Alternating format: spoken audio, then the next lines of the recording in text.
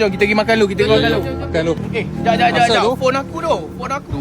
Mana tu phone aku? Kau nampak? Aku tak. Mana lah aku tahu tadi. Ada dalam poket aku tu. Ha. Mana pergi kasut kau lagi sebelah? Dah aku lupa pakai tu. Aduh, hai dia ni. Kunci kereta tadi kat mana? Kat korang Oh, ada dekat poket aku tu. Okey, jom. Sorry. Aku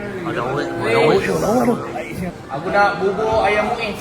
Dah lock kereta tadi. Alah, hai manalah aku tahu. Aku rasa kau dah lock lah. Lock biar je lah.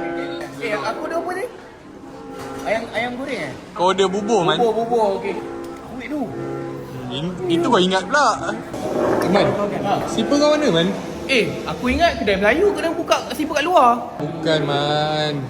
Jap, aku pergi ambil balik. Alah, hai tadi kau kata kat luar man. Kat luar? Kat luar. Ni dia. Baik tu. Sebaik kau ada doa aku. Tak ingat dah aku tak mana ni. Kau kan aku. Aku mana ada order bubur ni? Aku ada order tadi. Dah datang dah kau punya sindrom kau ni. Aku order hot burger lah. Makan. Ni kena pergi baik sini. Bubur. Tadi aku dah makan belum?